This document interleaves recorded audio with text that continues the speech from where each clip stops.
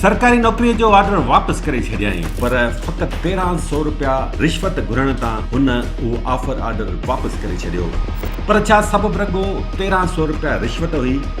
पोइ मतलब 1300 में मतलब ज़मीर मुतमइन कोन थियो मूंखे ठीकु आहे। हाणे पोइ काफ़ी साथियुनि खे चयो बाबा 1300 जी जॻह तव्हां असांखां 13,000 वठो, वधीक पैसा वठो, नौकिरी न छॾी। मूंखे न ज़िंदगी भर जलाऊं पई। पोइ तव्हांखे ऑफर कयूं जी तव्हां 13,000 वठो नौकिरी न छॾियो? दोस्तनि चयो। अच्छा, मूंखे त ठीकु आहे। हाणे पंहिंजे ॿार खे कीअं चवंदुसि त रिश्वत न वठो, हराम खोरी न करियो। आहे नंढड़ो ज़मीदार पर पंहिंजी महिनत सां हिकु कार वरिताई, पर उहा कार खपाए अॼुकल्ह हिकु पुराणी मोटरसाइकिल ते सफ़र कंदो आहे।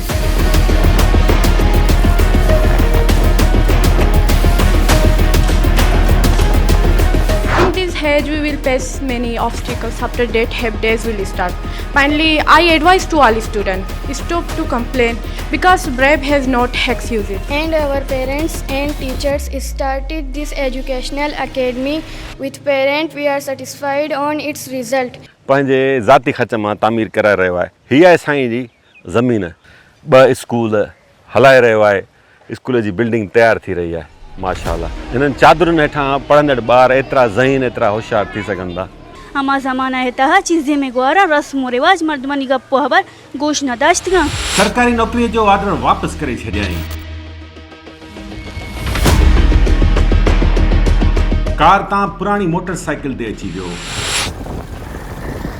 पर पंहिंजी ज़ात लाइ न। त पोइ संदसि मक़सदु छा हो?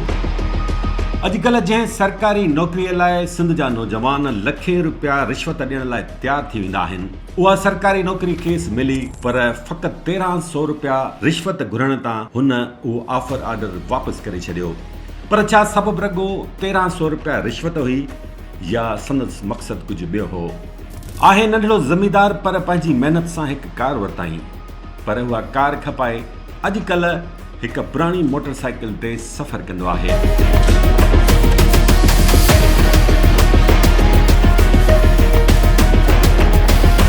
पर छा हुन इहो आराम पंहिंजी ज़ात लाइ छॾियो या सिंध लाइ, सिंध जे ग़रीब ॿारनि लाइ? पंहिंजे अंबनि, फारवनि ऐं खजनि जे बाग़नि साम्हूं हिकु स्कूली इमारत तामीर कराए रहियो आहे। उन लाइ न त उन स्कूल में ॻरियूं फीसूं वसूल करे, पर उन लाइ त जीअं सिंध जे ॿारनि खे, ॿहिराड़ी जे ॿारनि खे बहितर तालीम मुयसरु थी सघे। पंहिंजे ज़ाती ख़र्च मां तामीर कराए रहियो आहे। उहा तालीम जेका कराची, इस्लामाबाद ऐं हैदराबाद जे महांगनि स्कूल्स में ॻरियुनि फीसुनि एवज़ी मिली सघंदी आहे। पंहिंजे ज़ाती ख़र्च मां 4 मस्जिदूं तामीर कराइण सां गॾु हू 16 मदरसा पिणु हलाए रहियो आहे। हू वणनि हेठां ऐं ओधर ते वरितल आर्ज़ी इमारतुनि अंदरि ॿारहाड़ी जे ॿारनि खे मुफ़्त अहिड़ी तालीम फ़राहम करे रहियो आहे जेका तालीम महांगनि स्कूल्स में बि मिलणु मुश्किल बणियल आहे। ॿारनि जी ज़हानत पाण ॾिसो। Being a responsible student, I with my schoolmates are very grateful for your special attention. We have watched your videos and you support Sweet Sindh. May you live long, sir. Learn and talented teachers teach us and our families totally satisfied with our educational surrounding. In this age, we will face many obstacles. After that, have days will start. Finally, I advise to all students, stop to complain because brave has not excuses. संदसि 3 अनोखनि schools में 500 खां वधीक ॿारहाड़ी जा ॿार अहिड़ी तालीम हासिल करे रहिया आहिनि जेका शहरनि अंदरि विचोले तबिके जे माण्हुनि लाइ बि हिकु ख्वाब मिसिल आहे। हू केरु आहे ऐं ईअं छो पियो करे? अचो त कहाणीअ जा पेरा खणूं था। फ़क़ति 1300 रुपया रिश्वत घुरण तां सरकारी नौकरी थोॾे छॾियईं। मंशियात ख़िलाफ़ 16 सालनि खां मुहिम हलाए पियो। संदसि मिशन आहे त सिंध जी ॿारहाड़ियुनि जे ॿारनि खे मयारी तालीम ॾिजे। पोइ उन लाइ इहो नथो ॾिसे त उहो स्कूल, उहा अकेडमी कंहिं वण हेठां क़ाइमु करणी आहे या कंहिं आर्ज़ी बिल्डिंग में। हीअ आहे उहो सिंध जो सचार पुटु सईद अहमद जदगाल। अॼु हिकु दफ़ो वधीक साणसि कचहरी कयूं था, हिन जा कुझु वधीक प्रोजेक्ट्स असां विज़िट कयूं था। पंहिंजे ज़ाती ख़र्च मां स्कूल जी बिल्डिंग ठाराए पियो, उहा बिल्डिंग तव्हांखे ॾेखारियूं था। सरकारी नौकरी छो थो ॾेई छॾे? इहे सभु सुवाल खां पुछंदासीं, पर सभ खां पहिरीं हिन अकेडमी जे बारे में साणसि ॻाल्हि ॿोल कयूं था। छा हाल वाला? पुछो। ठीकु आहे। अल्हम्दुलिल्लाह। पोइ दफ़े असां विज़िट कयो वणनि वारो स्कूल, वणनि जे हेठां स्कूल। अॼु हिकिड़ी इमारत में स्कूल हले थो, कि किथे स्कूल आहे, थोरो हिन जे बारे में ॿुधायो कीअं हले थो, केतिरा क्लासिस आहिनि हिन स्कूल में? जी सर, मशल अकेडमी गोठ अला बख्श मिर्जत यूसी मोहम्मद हुसैन हिंगोरो, सब डिस्ट्रिक्ट मटियारी।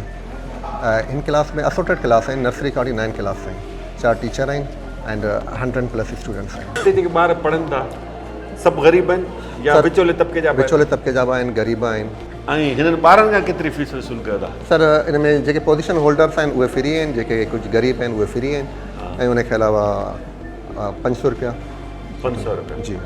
अंदाज़ो छा आहे, मतिलबु केतिरो ख़र्चु निकिरी वञे थो स्कूल मां? सर अलहमदुलिल्लाह घरां कुझु ॾियणो थो पए। घरां ॾींदा आहियो? जी हाँ, कुझु हुते बि ॾियो था, हिते बि ॾियो था? बसि अलहमदुलिल्लाह, अल्लाह क़बूल फरमाए। पंहिंजे खीसे मां अकेले ॾियो था या कुझु ॿिया बि दोस्त गॾनि था? बसि मुंहिंजी फैमिली मुतमइन आहे ऐं अलहमदुलिल्लाह अच्छा, काफ़ी साथी आहिनि जेके मतिलबु अख़लाक़ी मदद कंदा आहिनि। माशाल्लाह माशाल्लाह। ॾिसो दोस्तो, ही माशाल्लाह ही गुलनि जहिड़ा ॿार, ही सिंध जा असांजा ॿार आहिनि। हिते घटि में घटि हिन इलाइक़े में इहो कमु चङो थिए पियो त हिननि खे मयारी तालीम मिले पई। साईं, दावा कई वञे थी त तव्हांजे स्कूल जी जेका तालीम आहे उनजो मयार ॾाढो सुठो आहे, उनजो दलील तव्हां वटि छा आहे?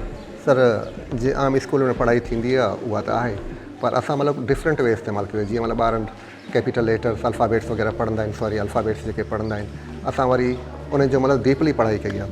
हाणे जीअं हीअ नंढड़ो आहे, कम यार पुटु अचो।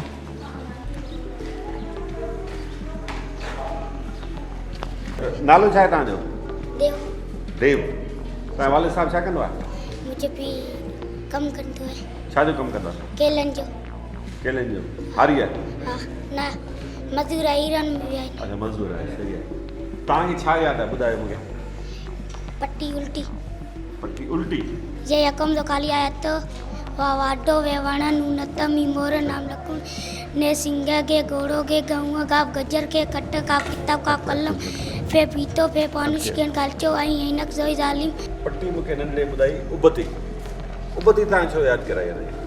सर, उहो इन लाइ सां त ॿारनि खे मतिलबु अॻियां खां पुठियां खां पूरी मालूमात मिले त पहिरियों अखर कहिड़ो हूंदो आहे, आख़िरी अखर कीअं हूंदो आहे, पुठियां खां जेको न clockwise anti clockwise ॿार खे पूरी मालूमात मिले।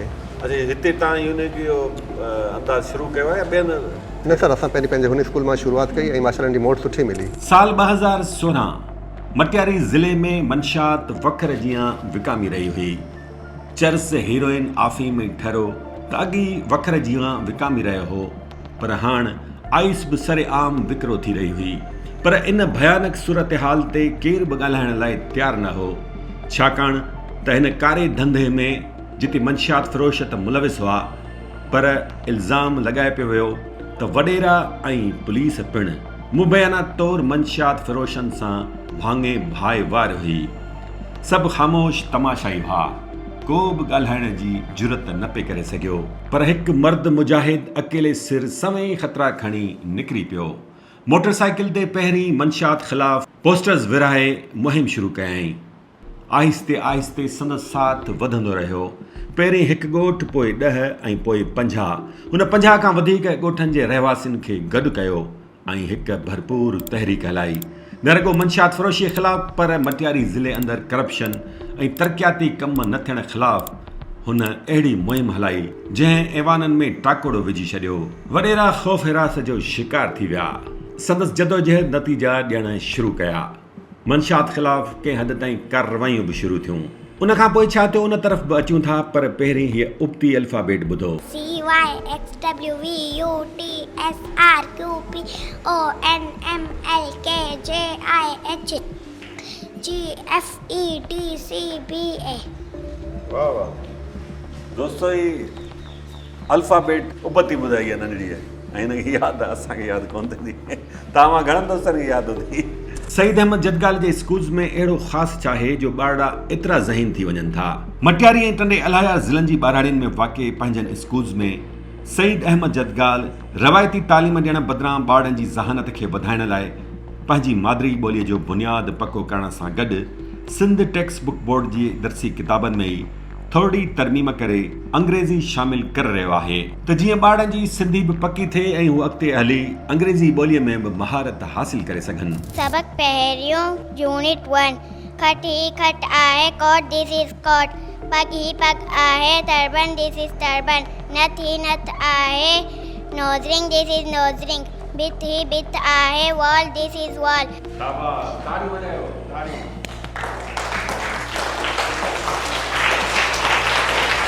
चलो। अलिफक बे बदक बे बकरी बे बित्ते ते तारो ते तेलो ते टोपी ते टप्पो से सवा पे पग जिम जासे जे झंडो जे डने चे चंडे चे चटिया जम का गमो तालदार तालोबी ज़ीफ़े ज़ालिम जाते तो ताजो जालिम जो आई ने कहीं दबरा गए गाली जो गए में फे फाना फे लफा फितो फे अतनु जबना वे वाणे वे लव रे बे बतक बे लेर बे बे बित्ते बे लेर बे ते तारो ते सिरते थे तेलो ते सिरते ते टोपी ते शाबाश, ताली। माशाल्लाह, ॾाढा ज़हीन आहिनि ॿार। ही दोस्तो ॾिसो पढ़नि पिया ऐं खेॾनि पिया। तव्हांजो नालो छा आहे नंढड़ा? शायान शायान। छा पिया कयो शायान? सईद अहमद जदगाल सिंध जो उहो सपूत आहे जेको सिंध जे ॿारनि खे मंशात खां बचाइण सां गॾु खेनि बहितर तालीम ऐं तरबियत फ़राहम करे रहियो आहे। साब या त बिल्कुलु मुफ़्त या सफ़ा थोरी फीस एवज़। हुन हेसि ताईं लखें रुपया उन नेक अमल ते ख़र्च करे छॾिया आहिनि, पर पोइ बि हू ख़ुशि आहे। संदसि निड़ ते को बि गुंज न आहे, खेसि का बि परेशानी न आहे। सुबुह 7 वॻे खां वठी शाम ताईं हू कशाला कटींदो रहे थो त जीअं सिंध जे ॿारनि जी तालीम बहितर थी सघे। संदसि महिनत जो इहो समर मिलियो आहे जो प्राइमरी जे ॿारनि जी सिंधी ऐं अंग्रेज़ी पकी थियण सां गॾु हू स्कूल अंदर ई दीनी तालीम बि पिराए रहिया आहिनि। क़ाल नबी सल्लल्लाहु अद्दीनु नसीहा। नबी करीम सल्लल्लाहु अलैहि वसल्लम जो फरमान मुबारक है that दीन खैर कोई the last holy prophet Muhammad peace be upon him said Deen is welfare। क़ाल नबी सल्लल्लाहु अलैहि वसल्लम मन समदना जा। नबी करीम सल्लल्लाहु अलैहि वसल्लम जो फरमान मुबारक है that जेको खामोश है सो बच्चे the last holy prophet Muhammad peace be upon him said whoever remains silent is safe। क़ाल नबी सल्लल्लाहु अलैहि वसल्लम खैरुकुम मन तअल्लमल कुरान व अल्लमहु। नबी करीम सल्लल्लाहु अलैहि वसल्लम जो फरमान मुबारक है that तमाम बेहतर हुआ जेको कुरान सिखे ॿियनि खे सेखारे। The last holy prophet Muhammad peace be upon him said the best of you are those who learn the Quran and teach it। क़ाल नबी सल्लल्लाहु अलैहि वसल्लम अल जन्नतु तहत अक़दामिल उम्मत। नबी करीम सल्लल्लाहु अलैहि वसल्लम जो फरमान मुबारक है that जन्नत मादे पेट है। The last holy prophet Muhammad peace be upon him said the paradise lies under the feet of mothers। माशाल्लाह, वेरी गुड, वेरी गुड। ताड़ियूं हुन लाइ थी वञनि। शाबाश, शाबाश। तव्हांखे छा यादि आहे? 11 पटू 11 पटियूं। अच्छा, ॿुधायो। अलिफ ज़बर है अलिफ ज़ेर ए अलिफ पेश अल मद आ अल मद ज़बर आ अल्फा ओ अल्फा ज़बर ओ अल्फा पेश ओ अल्फिए ए अल्फिए ज़बर ए अल्फिए ज़ेर ई। वसीला महदूद आहिनि, पघारूं तव्हां सफ़ा थोरी ॾींदा हूंदो मूंखे अंदाज़ो आहे। ही भला हिकिड़े मतिलबु रज़ाकार तौरु कमु कनि था थोरे घणे मुआवज़े ते या हिकिड़ो प्रोफेशनल टीचर तौरु कमु कनि था? हिन जी क्वालिफिकेशन छा आहे? सर हिन जी क्वालिफिकेशन इहा आहे त असांजे मयार ते आहिनि। पहिरीं ॻाल्हि इहा त मक़ामी आहिनि, असांखे ख़बर आहे त कंहिंखे केतिरी मतिलबु पढ़ाई सां चाहत आहे। बाक़ी अर्निंग कोन आहे, सम्झ अचनि पिया लर्निंग लाइ। सईद अहमद जदगाल सां हिन भले कम में इलाइक़े जा नौजवान ऐं न्याणियूं बि गॾु आहिनि जेके तमामु थोरे मुआवज़े ते टीचर तौरु इलाइक़े जे ॿारनि जी बहितरीअ लाइ कमु करे रहिया आहिनि। तव्हांजी क्वालिफिकेशन छा आहे? मुंहिंजी क्वालिफिकेशन साईं MA आहे। MA जी कहिड़े डिपार्टमेंट में? पॉलिटिकल साइंस में। पॉलिटिकल साइंस में। जी सर। अच्छा, हिते तव्हां रज़ाकार तौरु कमु कयो था या प्रोफेशनल तौरु जीअं पघार ते माण्हू कमु कंदो आहे? बसि साईं सम्झो त रज़ाकार जे तौर ते पढ़ायूं पिया। अच्छा जी सर। सबबु छा आहे? सर ॿारनि जो मुस्तक़बिल साईं सईद अहमद जेको मिशन आहे उनखे जेको आहे सो अॻिते वधाइण जे करे। तव्हांजा ॿार पढ़ंदा या जी मुंहिंजा ॿार पढ़ंदा। अच्छा जी सर। हूअं तव्हां छा कंदा आहियो? ऐं एज़ ए जेको आहे मेडिकल फील्ड सां वाबस्ता आहियां। माय नेम इज़ सारा असगर। तव्हां हिते छा आहियो? आउं हिते टीचर आहियां। तव्हां हिते टीचर आहियो? जी बिल्कुलु। अच्छा, तव्हांजी क्वालिफिकेशन पुटु छा आहे? आउं सेकेंड ईयर जी स्टूडेंट आहियां। सेकेंड ईयर जी? जी बिल्कुलु। अच्छा, हिते केतिरे वक़्त खां पढ़ायो था पुटु? मूंखे तक़रीबन हिकिड़ो साल थिए थो हिते। सही आहे। हिते तव्हां पढ़ायो त पोइ तव्हांजी पंहिंजी तालीम कीअं थी हले? आउं पंहिंजे तालीम खे बि गॾु कंटिन्यू करां थी ते ऐं घर ते मतिलबु पढ़ां थी, पंहिंजी तालीम खे कंटिन्यू करां थी। तव्हां कहिड़े क्लास में पढ़ो था हिते? 7th। 7th में। छा ॿुधाइणु चाहियो था? First of all, thanks sir. I'm 7th class student. Before this academy, I used to go other school for my education. As you know, conveyance in big problem at rural side, and our parents and teachers started this educational academy. With parent, we are satisfied on its result. तोड़े जो हिननि schools मां हिकु school वणनि हेठां हले थो, पर ख़ूबसूरत ॻाल्हि इहा आहे जो नियाणियुनि जे परदे ऐं सिक्योरिटी जो इंतज़ाम बहितर खां बहितरीन बनाइण लाइ वधि खां वधि कोशिशूं वरितियूं वञनि थियूं। इहो ई सबबु आहे जो सईद अहमद जदगाल ते इलाइक़े जा ॻोठाणा इलाइक़े जा रहवासी भरपूर एतमाद कनि था ऐं हुननि जी कोशिशि हूंदी आहे त हू पंहिंजनि ॿारनि खे ख़ानगी स्कूल्स में दाख़िल कराइण बदिरां सईद अहमद जदगाल जी अकेडमीज़ में दाख़िल कराइनि। न सर ऐं सैलरी लाइ बिल्कुलु बि हिते कमु कोन करां थी, ऐं हिते कमु इन लाइ करां थी ताकी मूंखे एक्सपीरियंस थिए ऐं ॿारनि खे पढ़ाइण थी मुंहिंजी पंहिंजे तालीम में मतिलबु इज़ाफ़ो थींदो आहे। ऐं एजुकेशन जे बारे में तव्हांखे ॿुधायां, education is the movement from darkness to light. अगरि असीं पढ़ंदासीं एजुकेशन लाइ असांखे हिते अचणु ज़रूरी आहे, पंहिंजे ॿारनि खे हिते मोकिलियो एजुकेशन लाइ। तव्हां हिते टीचर आहियो? No sir, student. तव्हां हिते स्टूडेंट आहियो? Yes sir. अच्छा, कहिड़ी क्लास जा? 8. 8th में पढ़ो था? Yes sir. तव्हांखे छा यादि आहे उहो ॿुधायो? सर इंसान जो तारीख़ गवाह आहे त मशहूर अज़ीम इंसाननि इमारतुनि ते न बल्कि वड़नि जे हेठियां वेही करे पढ़ी करे पूरी दुनिया में पंहिंजो नालो रोशन कयो। Thank U sir. सर आपका बहुत बहुत शुक्रिया। मैं 9th क्लास की तालिबा हूँ। यहाँ नज़दीक हाई स्कूल नहीं है और ट्रांसपोर्ट ना होने की वजह से हम अपनी पढ़ाई छोड़ चुके थे। फिर हमारे वालिदैन और सर वालों ने मिलकर मयारी तालीम का माहौल बनाया। अल्हम्दुलिल्लाह हमारी पढ़ाई इम्तिहान की तैयारी यहाँ होती है, वहाँ फ़कत इम्तिहानात देने जाते हैं। उन्हें वज़ीर तालीम ऐं तालीमी आफ़िसरनि का बेहतर आयो जेके फ़क़त बेअमली रथाऊं जोड़ण में मुल्क जो पैसो ज़ाया कनि था। सरकारी उस्ताद जेतिरी मेहनत पंहिंजी यूनियन्स ऐं मुतालबात खे मनाइण में लॻाईंदा आहिनि, उन खां अधु मेहनत शागिर्दनि ते लॻाइनि त असांजो तालीमी निज़ाम बहितर थिए। मुल्क जी सरकारी स्कूलनि जी कारकर्दगी खां तव्हां वाक़िफ़ आहियो। चवंदा आहिनि मर्द पढ़ियो फ़र्द पढ़ियो, औरत पढ़ियो कुटुंब पढ़ियो। असांजे मुआशरे में छोकिरियुनि जी पढ़ाई लाइ वॾा चैलेंज आहिनि। सभ खां पहिरीं पढ़ाई जूं सहूलियतूं न हुअणु बराबरि। हिननि स्कूल्स में मटियारी टंडो अलायार ऐं सांगड़ ज़िलनि जा ॿारड़ा पहुचनि था, परे परे खां पहुचनि था। तोड़े जो सईद अहमद जदगाल मटियारी ज़िले जे ॻोठ अला बख़्श मिर्जत में पंहिंजे ज़ाती ख़र्च सां स्कूली इमारत तामीर कराए रहियो आहे, पर फंड्स जी खोट सबबु हिन वक़्तु उन स्कूली इमारत जो कमु अध में बंदि पियल आहे, जंहिं करे कुझु ॿार वणनि हेठां जॾहिं त कुझु वरी ॻोठाणनि तरफ़ां आर्ज़ी तौरु फ़राहम कयल इमारतुनि में तालीम पिराए रहिया आहिनि। सर मुंहिंजो कज़न आहे वलीद जदगाल, उन जी अंडर कंस्ट्रक्शन ऐं उन ॾिनी आहे मतिलबु स्कूल लाइ इस्तेमालु करे। बाक़ी जेकी बिल्डिंग आहे उहा असांजी पंहिंजी बनी ते ठहे थी माशाल्लाह 5 कमरनि। न मुआवज़ो कोन्हे, रज़ाकारणे बिल्कुलु। रेंट कोन्हे, ई सपोर्ट वग़ैरह कंदा आहिनि। अच्छा, मतलब बिजली वग़ैरह न आहे? बिजली न आहे, बसि टाइमिंग असां घटि रखी आहे 7:30 खां 8 11। सही आहे, हवादार गर्मी कोन्हे हिते, हवा लॻे पखे ज़रूरत कोन थी पए। दोस्तो ही उहा स्कूल जी इमारत आहे जेका साईं सईद अहमद जदगाल साहिबु पंहिंजे ज़ाती ख़र्च मां तामीर कराए रहियो आहे। फ़िलहाल कमु बंदि पियल आहे, छित ताईं पहुतो आहे, अञा छित जी भराई कोन थी आहे। हीअ आहे साईं जी ज़मीन, खजनि जो बाग़ बि आहे, साईं जो अंबनि जो बाग़ बि आहे। हिकिड़ी ॿी ॻाल्हि तव्हांखे ॿुधायां, सफ़ा थोरी ज़मीन आहे, साईं खां पुछूंसि था केतिरी ज़मीन आहे, पर हिन जे कम में अलाह ताला एतिरी बरकत अता कई आहे जो हिन वक़्तु 16 मदरसा पंहिंजे ज़ाती ख़र्च मां हलाए रहियो आहे, जॾहिं त 4 मस्जिदूं बि साईं तामीर करायूं आहिनि। केतिरी ज़मीन आहे, ॿी आमदनी केतिरी आहे, साईं खां पुछूं था। साईं टोटल ज़मीन केतिरी आहे तव्हांजी? अलहमदुलिल्लाह सर 12.5 एकड़। 12.5 एकड़ बसि? अच्छा, मूं ॿुधो आहे तव्हां 15-16 मदरसा बि हलायो था? अलहमदुलिल्लाह पंहिंजे ज़ाती ख़र्च मां? अल्लाह ताला क़बूल फरमाए जी। ॿियो केरु डोनेट नथो करे तव्हांखे? बसि अलहमदुलिल्लाह ईअं हले थो। कुझु साथी आहिनि जेके अख़लाक़ी तौरु सपोर्ट कंदा आहिनि। अच्छा, मस्जिदूं बि तव्हां तामीर करायूं आहिनि? जी अलहमदुलिल्लाह। केतिरियूं आहिनि? 4 मस्जिदूं आहिनि। 4 मस्जिदूं। अच्छा साईं, इहो ॿुधाइण खां अवॉइड कयो पियो, पर मूं रिक्वेस्ट कई थोरा तफ़सील साम्हूं अचणु घुरिजनि त हिकिड़ो 12.5 एकड़ ज़मीन, हींअर त 1000 एकड़ ज़मीन जा आबादगार ज़मींदार ई परेशान हूंदा आहिनि। 12.5 एकड़ ज़मीन रखंदड़ माण्हू खे अलाह ताला केतिरी बरकत अता कई आहे जो मदरसा हलाए थो, मस्जिदूं बि हुन तामीर करायूं आहिनि, 2 स्कूल हलाए रहियो आहे, स्कूल जी बिल्डिंग तयारु थी रही आहे माशाअल्लाह। हिन स्कूल जो कमु छो बंदि पियो आहे?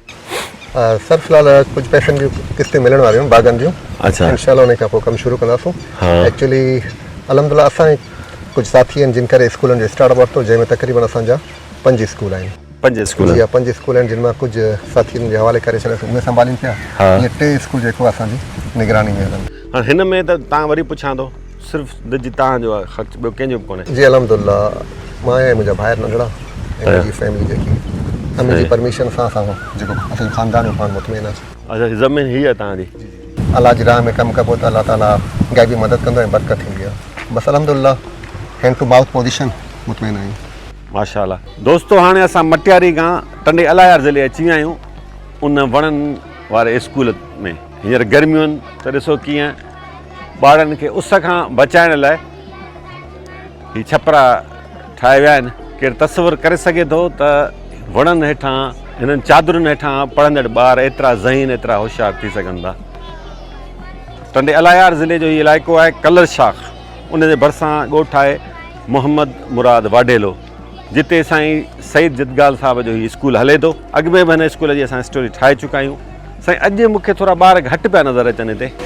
जी, उनजो कारण इहो आहे त कुझु पेरेंट्स त गर्मी जे करे ऐं कुझु वरी विया आहिनि मोकिलण जे करे ईरान बलोचिस्तान घुमण विया। As you know, maximum government sector don't give quality education. For that specific link, they started schooling in our locality. Education is the backbone of every nation. After completing my education, bailing of Allah Almighty, I have to play vital role in education. कहिड़ी class में पढ़ो था हिते? आउं हिते second year जी student आहियां। अच्छा, हीअ अंग्रेज़ी तव्हां किथे पंहिंजे अॻूणे स्कूल में सिखी आहे कि कोचिंग सेक्टर में, या किथे सिखी आहे? आउं हिते सर सईद खां सिखियो आहे पूरो इंग्लिश।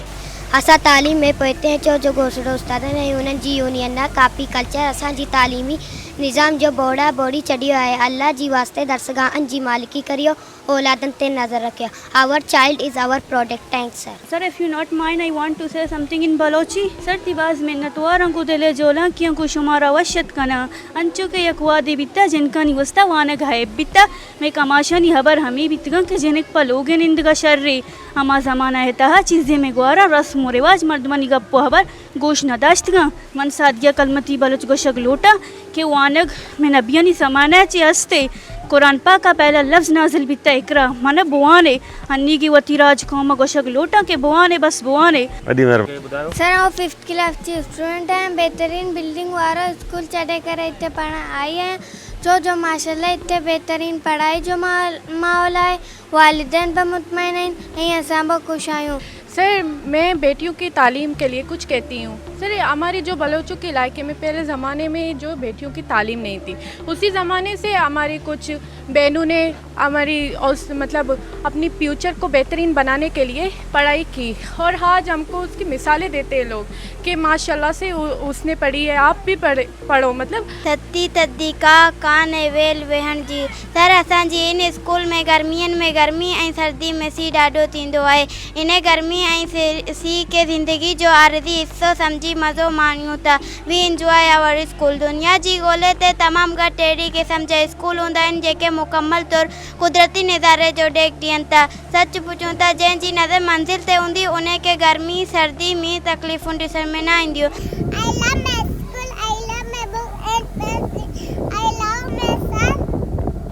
सईद अहमद जदगाल जे स्कूल्स में वेकेशन जो को बि तस्वुरु नाहे। जून जुलाई हुजे या सियारो, ॿार स्कूल अचनि था, पर ॿारनि खे वेकेशन्स खां महरूम करण जो मक़सदु आख़िर छा आहे? साईं, जून जो महीनो हले पियो, तव्हां वेकेशन छो कोन कई आहे? सर, वेकेशन न करण जी वजह इहा त अगरि ॿार न पढ़ंदा त केॾांहुं वेंदा? ट्यूबवेलनि ते वेंदा, शाखनि ते वेंदा, ऐं ईअं छिते कुते जो मतिलबु माहौल लॻो पियो आहे, ऐं अंबड़ियुनि में वेंदा, काफ़ी बीमारियूं बि थींदियूं आहिनि, ऐं पेरेंट्स ख़ुदि मुतमइन आहिनि त ॿारनि जी पढ़ाई थिए। टाइमिंग असां थोड़ी चेंज कई आहे, 7:30 खां 11 ताईं रखी आहे। थधिकार में ॿार ईंदा आहिनि, थधिकार में ॿार वेंदा आहिनि। तव्हां वेकेशन जो कॉन्सेप्ट कोन्हे? न सर, बिल्कुलु सर्दियुनि जो गर्मी में फ़क़ति आचर ऐं ईदनि जी मोकल हूंदियूं आहिनि। अच्छा, सियारे में माना ॿारनि खे मोकिल कोन था ॾियो? ज़रूरी आहे सर। सही आहे। हाणे वापसि अचूं था 2016 जी हुन स्टोरी तरफ़। सईद अहमद जदगाल जी मंशियात ख़िलाफ़ मुहिम जारी हुई, पर गॾोगॾु संदसि कोशिशि हुई त हू हिकु उस्ताद बणिजी सिंध जी तालीम लाइ कुझु करे सघे।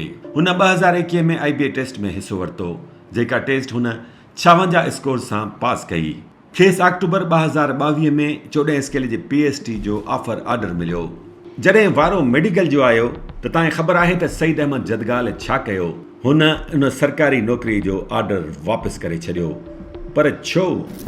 उहा नौकिरी किथे मिली तव्हांखे? कहिड़ो डिपार्टमेंट हो, कॾहिं मिली ऐं छो छॾी तव्हां? पर जेके IBA जी टेस्ट आहिनि उन 2021 में 2021 में जी पहिरीं जेको मेडिकल थींदी आहे, मेडिकल में उन्हनि चयो त तव्हां फ़क़ति असांखे कुझु ख़र्ची हुजे ॾिजो ऐं तव्हांजे हथां वेरिफिकेशन तरीक़े वरी ॾींदा। मूं चयो तव्हां मुंहिंजी टेस्ट वठो, जेके टेस्ट में आहिनि इहो उन में पोइ जेको उन्हनि खे 1000 रुपया ॾियणा पिया, वरी पोइ जीअं तव्हां सां ऑफर लेटर आइन थींदो आहे, उन मां मतिलबु जेको आहे उन्हनि खे ख़र्ची ॾियणी पई। मूंखे चवंदा उहो त टीचर पियो थियूं, तव्हां ईअं न करियो, इहे तव्हां हिन खे मतिलबु रिश्वत थो काउंट करे। चवंदा रिश्वत तो न, इहा मिठाई आहे तव्हांखे ॾिजऊं। पोइ मतिलबु 1300 में मतिलबु ज़मीर मुतमइन फ़ोन थियो, मूं चयो ठीकु आहे। पोइ काफ़ी साथियुनि खे चयो बाबा 1300 जी जॻह तव्हां असांखां 13000 वठो, वधीक पैसा वठो, नौकिरी न छॾी। मूं चयो न, ज़िंदगी भर जे लाइ और तव्हांखे ऑफर कयूं जी, त तव्हां 13000 वठो, नौकिरी न छॾियो? दोस्तनि चयो। अच्छा, मूं चयो त ठीकु आहे, हाणे पंहिंजे ॿार खे कीअं चवंदुसि त रिश्वत न वठो, हराम खोरू न करियो, इवन पाण जेको आहे उन बेस मां थी अचनि, या बहितर आहे त नौकिरी छॾे ॾे। पोइ हीउ कमु स्टार्ट कयोसीं, इनशाला मास्टर वॾो फ़र्क़ु पइजी वियो आहे ऐं क्वालिटी एजुकेशन असां ॾींदे ॿार। मतलब सबब इहो 1300 रुपए जी रिश्वत हुई ज़मीर जी, ठीकु आहे न, रुपयो हुजे चाहे 13000 रुपया हुजनि, 1300 रुपया हुजनि, मुतमइन कोन हुउसि। ज़िंदगी भर जे लाइ हिकिड़ो इहो ॾुख रहिजी वञे, या त बूम ग़लति कयो, हिन खां बहितर त शुरू में ई भले हिन शइ खे ख़तमु करे छॾिजे। सिंध जे अनोखे किरदार, सिंध जी तालीम लाइ पाण खे वक़्फ़ कंदड़ हिन मर्द मुजाहिर जी स्टोरी अव्हां खे कीअं लॻी, कमेंट्स में ज़रूरु ॿुधाइजो। ऐं जेके दोस्त चैनल ते नवां आहिनि उहे चैनल सब्सक्राइब ज़रूरु कनि। ऐं जेकॾहिं हीअ वीडियो तव्हांखे पसंदि आई आहे त वधि खां वधि लाइक ऐं शेयर ज़रूरु कजो। वॾी महिरबानी, माशा अल्लाह।